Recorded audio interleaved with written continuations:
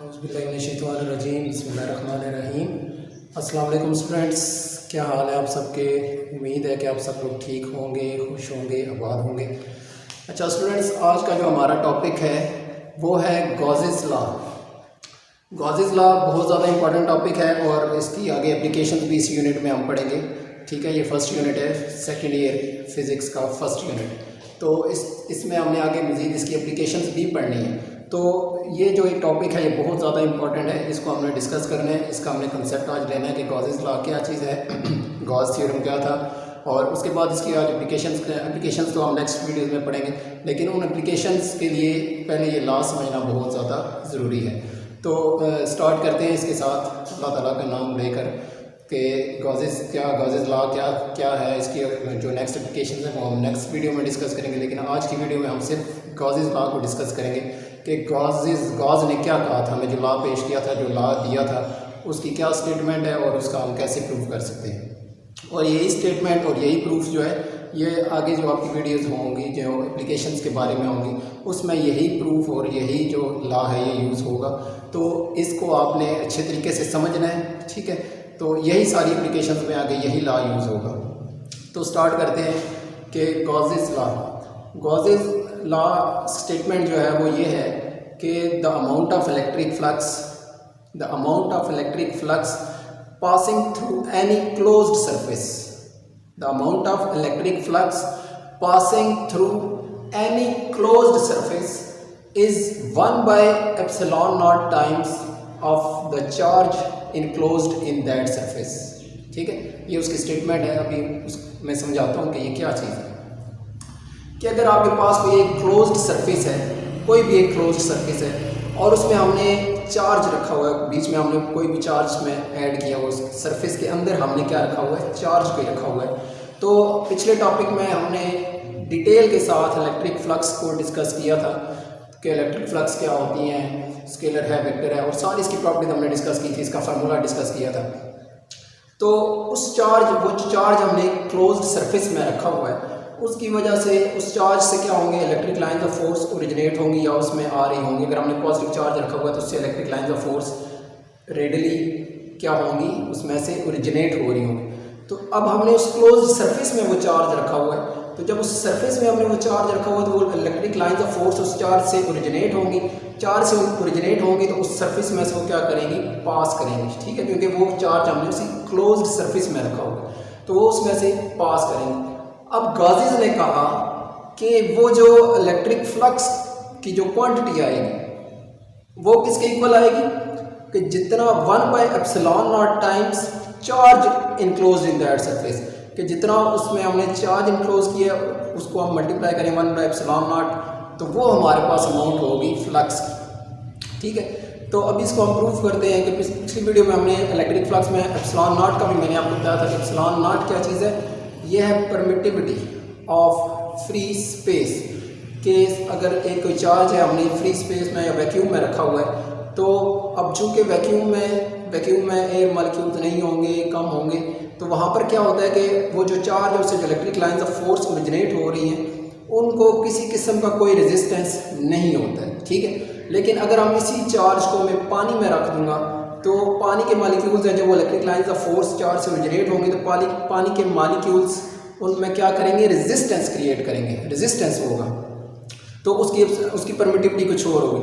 तो ये डिपेंड करता है परमिटिविटी जिस मीडियम में आपने रखा हुआ है। तो गॉसेस ने कहा था कि जो फ्लक्स है वो किसके इक्वल है, 1/ε0 times charge enclosed in that surface, कि जो भी आपने सरफेस ली हुई है उसमें जो चार्ज आपने रखा हुआ है, ठीक है, उसमें से जो फ्लक्स पास कर रही होंगी वो किसके इक्वल होंगी, 1/ε0 टाइम्स ऑफ दैट चार्ज। ठीक है, सपोज मैं आपको एग्जांपल देता हूँ। लेट्स सपोज ये हमारे पास फुटबॉल टाइप शेप है, ठीक है, स्फेयर है, और इसको मैं यहाँ से ओपन करता हूँ और इसके बीच में मैं क्या रख देता हूँ, चार्ज रख देता हूँ। ठीक है, और चार्ज मैंने, और फिर इसके बाद मैं सरफेस को क्या कर देता हूँ, बंद कर देता हूँ। तो अब जो उस चार्ज की वजह से क्या होगा, इलेक्ट्रिक लाइंस ऑफ फोर्स क्या करेंगे, ओरिजिनेट करेंगे। लेट्स सपोज मैंने इसमें पॉजिटिव चार्ज रखा है, तो उस पॉजिटिव चार्ज की वजह से इलेक्ट्रिक लाइंस ऑफ फोर्स इसमें से क्या होंगी, ओरिजिनेट होंगी। अब ये जो इलेक्ट्रिक लाइंस ऑफ फोर्स इसमें से ओरिजिनेट होंगी तो वो पास करेंगी, क्योंकि वो सरफेस के अंदर पड़ा हुआ तो वो सरफेस में से पास करेंगी। तो अब कितनी इलेक्ट्रिक लाइंस ऑफ फोर्स इसमें से पास करेंगी, ये गाजिस ने बताया था कि वो कितनी होंगी 1/ε0 टाइम्स ऑफ चार्ज, जितना हमने इसमें चार्ज रखा हुआ है। ठीक है, तो अभी हम इसका प्रूफ भी करते हैं, मैथमेटिकल फॉर्म भी देखते हैं। इसकी स्टेटमेंट ये थी इसकी, ठीक है, कि कोई भी एक क्लोज्ड सरफेस है उसमें हमने चार्ज रखा हुआ है, तो उसमें से इलेक्ट्रिक लाइंस ऑफ फोर्स, अगर लेट्स सपोज हमने पॉजिटिव चार्ज रखा हुआ है तो उसमें से इलेक्ट्रिक लाइंस ऑफ फोर्स क्या होंगी, ओरिजिनेट होंगी और वो सरफेस में से क्या करेंगी, पास करेंगे। और फ्लक्स क्या होता है, number of electric lines of force passing through an area, ठीक है, पासिंग थ्रू एनी सरफेस। तो अभी हम इसको डिस्कस करते हैं और इसका मैथमेटिकल प्रूफ देखते हैं कि ये कैसे होता है। ठीक है, तो इसकी स्टेटमेंट के मुताबिक क्या उसने कहा कि फ्लक्स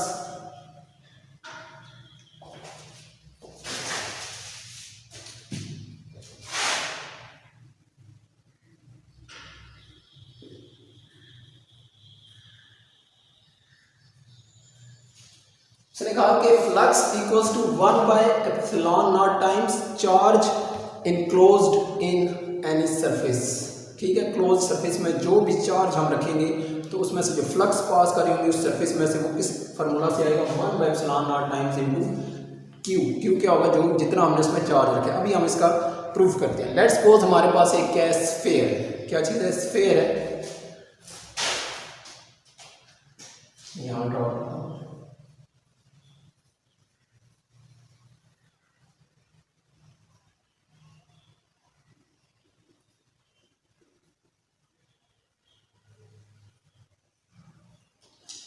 और इस स्फीयर के अंदर मैंने एक पॉइंट चार्ज क्यू रख दिया, पॉजिटिव चार्ज। ठीक है, इस स्फीयर में, अभी सर्कल नहीं है, स्फीयर है, स्फीयर की मैं बात कर रहा हूँ। ठीक है, ये स्फीयर, फुटबॉल, बास्केटबॉल, ठीक है, तो ये स्फीयर। तो अब इस स्फीयर को मैं लेट्स सपोज यहाँ से इसको मैं ओपन करता हूँ और इसमें मैं क्या रख देता हूँ, एक पॉजिटिव चार्ज रख देता हूँ। ठीक है, तो वो पॉजिटिव चार्ज जो मैंने यहाँ पर रखा है, अब इसमें से क्या होगा, पॉजिटिव चार्ज है तो इसमें से electric lines of force originate होंगी।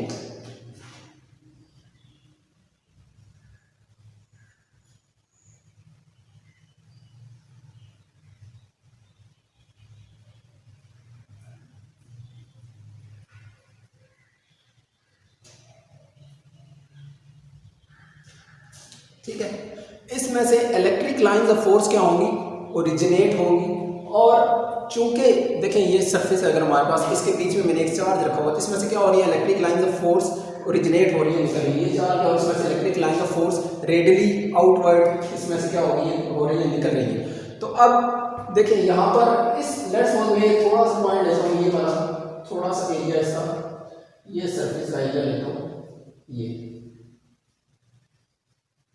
ठीक है, अब देखिए इलेक्ट्रिक फील्ड की डायरेक्शन क्या है, आउटवर्ड है। ठीक है, इसमें इस साइड में ये डायरेक्शन होगी, इधर यहाँ पर इसकी डायरेक्शन ये होगी, क्योंकि क्या हो रहा है, यूनिफॉर्मली हर तरफ ये क्या कर रही है, रेडियली जैसे रेडियस होता है सर्कल का, स्फीयर का रेडियस है, तो उस तरह ये क्या कर रही है, हर साइड पे क्या कर रही है, ओरिजिनेट हो रही है। यहाँ पर ये डायरेक्शन होगी, यहाँ पर इलेक्ट्रिक फील्ड की ये डायरेक्शन होगी। ठीक है, अब देखिए लेट्स सपोज मैंने इस सरफेस का थोड़ा सा पार्ट ले लिया, ये वाला। ठीक है, मैंने इस सरफेस का ये पार्ट ले लिया, ये। अब क्या होगा कि इसमें से कितनी फ्लक्स पास कर रही होंगी, फ्लक्स का फार्मूला हमने पिछले इलेक्ट्रिक फ्लक्स का फार्मूला हमने पिछले टॉपिक में डिस्कस किया था, इलेक्ट्रिक फ्लक्स के टॉपिक में। तो फ्लक्स किसके इक्वल होता है, ई डॉट ए। ए से यहाँ पर क्या मुराद, सरफेस एरिया एलिमेंट। ठीक है, कि सरफेस एरिया जो इसका एलिमेंट होगा वो कितना है। यहाँ पर लेट्स सपोज मैं ये डेल A1 से इसको शो करता हूँ, इस पार्ट को, सिर्फ इस पार्ट को। ठीक है, सिर्फ इस पार्ट की हम इलेक्ट्रिक फ्लक्स फाइंड करें, फिर हमने पूरे इसमें फाइंड करने की पूरी सरफेस में से कितना है, तो पहले हम सिर्फ इस स्मॉलर पार्ट डिफाइन करते हैं। तो फ्लक्स का फार्मूला हमने पिछले टॉपिक में डिस्कस किया था, वो किसके इक्वल होता है, फ्लक्स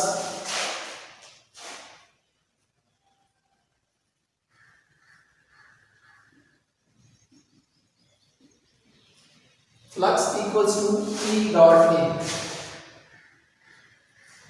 और दो वेक्टर्स का ये क्या है, डॉट प्रोडक्ट है, और E vector electric field strength into area का जो यूनिट वेक्टर होगा उस सरफेस पे जिसमें से ये पास कर रही है उसका जो एरिया का जो यूनिट वेक्टर होगा, जो डायरेक्शन शो कर रहा होगा एरिया की, उसको उन दोनों का ये क्या है, इलेक्ट्रिक फ्लक्स क्या होता है, डॉट प्रोडक्ट होता है। अच्छा हमने ये कहा जब ये सिर्फ हम इसकी अभी सिर्फ इस पॉइंट की हम इलेक्ट्रिक फ्लक्स फाइंड करने लगे जिसका एरिया क्या है, डेल A1। अब इसमें क्या होगा कि इलेक्ट्रिक फ्लक्स किसके इक्वल है, ई डॉट ए, यहाँ से ई की डायरेक्शन ये और ये डेल ए। अब मैंने आपसे कहा था कि जो एरिया होता है, एरिया हमेशा क्या होता है, नॉर्मल होता है, आउटवर्ड होता है to the surface. Let's suppose ये मेरे पास पेपर है, ठीक है, तो इसका एरिया एलिमेंट अगर ये मैंने इस फॉर्म में रखा हो तो इसका एरिया एलिमेंट यूनिट वेक्टर किस डायरेक्शन में होगा, इस डायरेक्शन में। अगर मैंने पेपर को यूं रख दिया तो इसका एरिया एलिमेंट इस डायरेक्शन में या इस डायरेक्शन में, outward perpendicular to the surface, ठीक है। तो जब मैंने एक स्फीयर लिया हुआ, ये क्या है, स्फीयर, तो यहाँ पर हर पॉइंट पर इसका एरिया, इस पॉइंट पर इसका एरिया एलिमेंट क्या होगा, आउटवर्ड इस डायरेक्शन में, इस पॉइंट पर क्या होगा, इस डायरेक्शन में, इस पॉइंट पर क्या होगा, आउटवर्ड इस डायरेक्शन में। जिस तो अब इस पॉइंट पर इसका एरिया एलिमेंट की डायरेक्शन भी क्या होगी, डेल A1 जो हमने लिए वो भी क्या होगा, आउटवर्ड। एरिया भी क्या है, आउटवर्ड, और ये मैंने जो डेल A1 लिया एरिया की भी डायरेक्शन वही है। देखिए इमेजिन करें, देखिए आप जब इस सरफेस के अंदर हमने चार्ज इनक्लोज किया हो तो इलेक्ट्रिक लाइंस ऑफ फोर्स यूं ओरिजिनेट हो रही है, ठीक है, यूं। तो अब इस सरफेस लेट्स सपोज हमने ये पॉइंट लिया हो, सरफेस का लेट्स सपोज हमने ये पॉइंट लिया हो, तो इसका एरिया एलिमेंट क्या होगा, इसी डायरेक्शन में, और इसके अंदर जो चार्ज पड़ा उसमें से जो इलेक्ट्रिक लाइंस ऑफ फोर्स निकल रही है वो भी क्या है, इसी डायरेक्शन में। तो इन दोनों में एंगल क्या होगा, थीटा, इन दोनों के दरमियान क्या होगा, दोनों पैरेलल है एक ही डायरेक्शन में, तो थीटा क्या होगा, 0, ठीक है। E dot A equals to E A cos theta, और इनके दरमियान थीटा देखें, area sorry electric field and area का यूनिट वेक्टर, इन दोनों के दरमियान एरिया की डायरेक्शन ये है, इलेक्ट्रिक फील्ड की भी डायरेक्शन ये है, तो इन दोनों के दरमियान एंगल 0 है, तो हमारे पास रिजल्ट क्या आएगा, cos 0, cos चूंकि दोनों पैरेलल है एंगल क्या होगा, 0 होगा, तो cos 0 किसके इक्वल होगा, 1 के। तो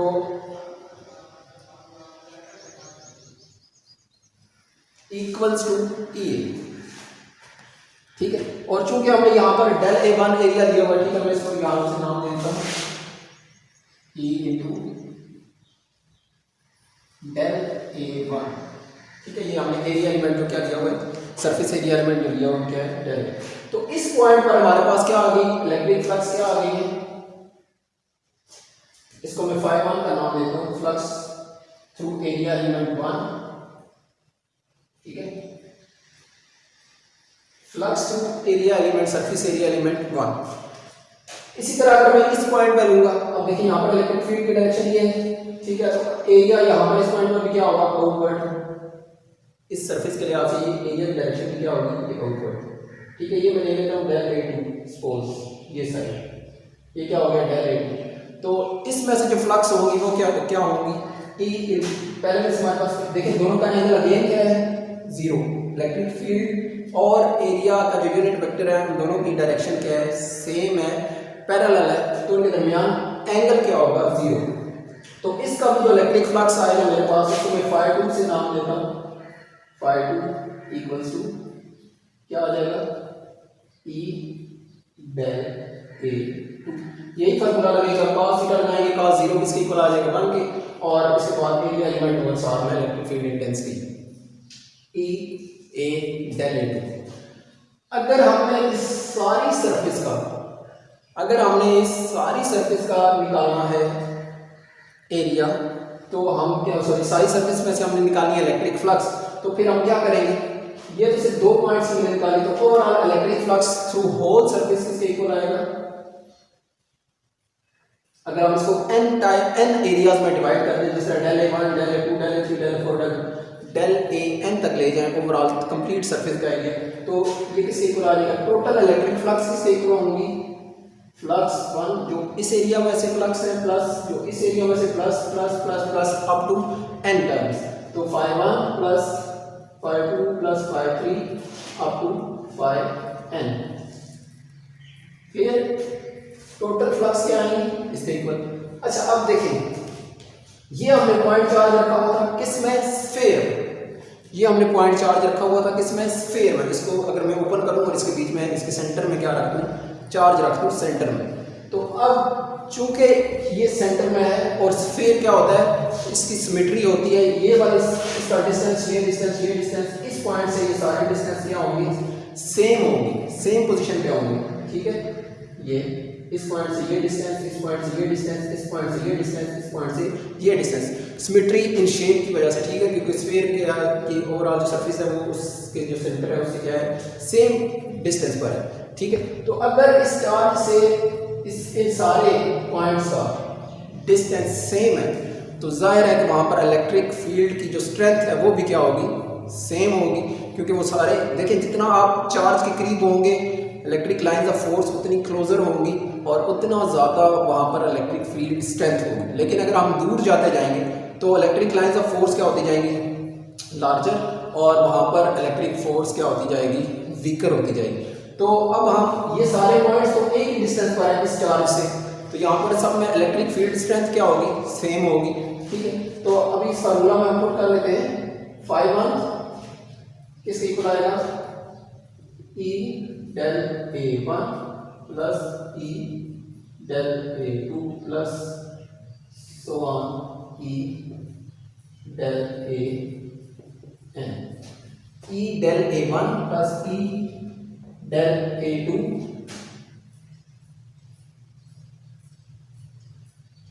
plus up to del AN सबका flux.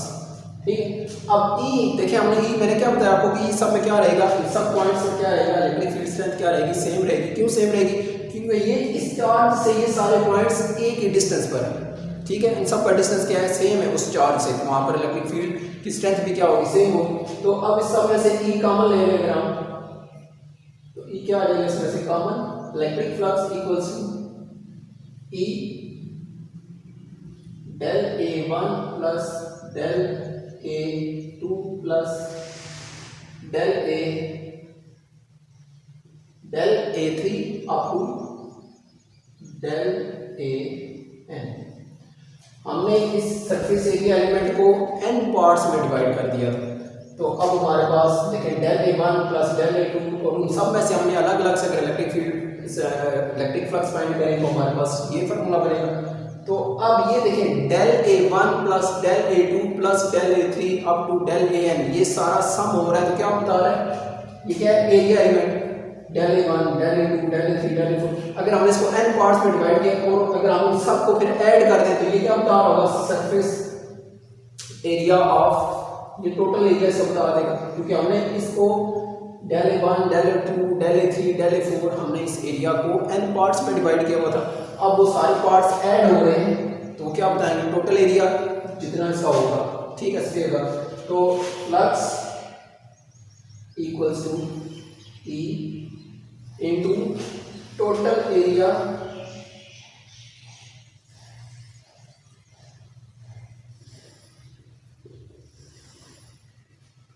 E into total area of sphere. अब इसका टोटल एरिया, स्फीयर का टोटल एरिया किसके इक्वल होता है, 4 pi r square E into 4 pi r square. और पीछे हमने पिछले टॉपिक्स में डिस्कस किया हुआ है कि पिछले टॉपिक्स में हमने क्या डिस्कस किया हुआ है कि जो इलेक्ट्रिक फील्ड स्ट्रेंथ होती है E होता है वो किसके इक्वल होता है, KQ over r square. E equals to KQ over r square. तो E की जगह ये वैल्यू पुट करेंगे,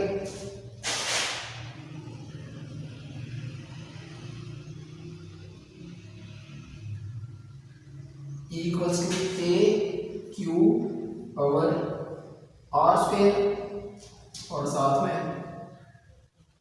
4 pi r square.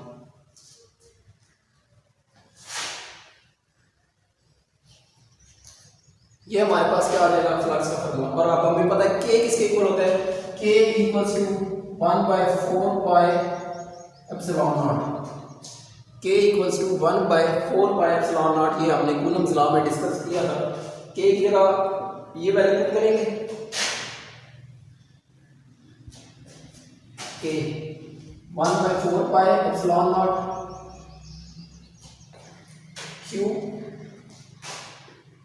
Q over R square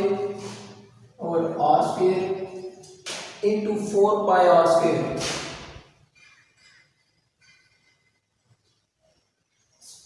R square cancel, 4 and 4 cancel, pi cancel, हमारे पास पीछे क्या रह जाएगा, Q over epsilon not.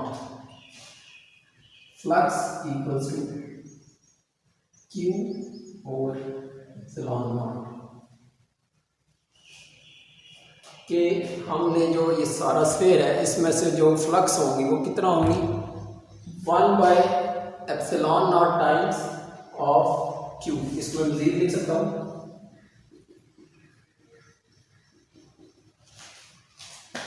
One by epsilon not times of charge Q, ये क्यू चार्ज हमने यहाँ पर रखा हुआ था, 1 by epsilon not times of charge enclosed in this surface. तो इसका जो हमारे पास स्टेटमेंट क्या थी कि अगर आपके पास कोई एक क्लोज्ड सरफेस है और उसमें हमने चार्ज रखा हुआ है तो उस सरफेस में से जो इलेक्ट्रिक फ्लक्स होंगी वो कितनी होंगी, 1 by epsilon not times of charge enclosed in that surface. So we have proved it that it is equals to 1 by epsilon naught times of charge। तो अब हमारे पास फ्लक्स के दो फार्मूलाज आ गए हैं। पहला हमने जो स्टडी किया हुआ था इलेक्ट्रिक फ्लक्स के टॉपिक में,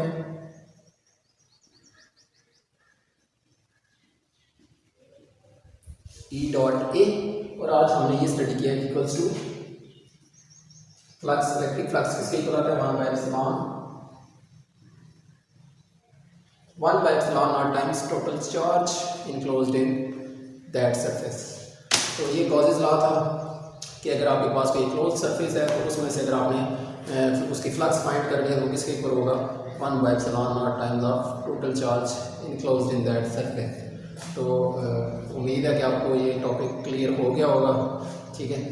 और इंशाल्लाह नेक्स्ट वीडियो हम बनाएंगे इस पे, इसकी एप्लीकेशंस पर, कि हमने इसकी एप्लीकेशंस को कैसे स्टडी करना है और गॉसेस लॉ को हमने कैसे यूज़ करके इसको हमने फ्लक्स फाइंड करनी है किसी भी सरफेस की। तो तब तक के लिए इजाज़त दीजिए। अल्लाह ताला हम सबका हामी और नासिर हो। पाकिस्तान जिंदाबाद।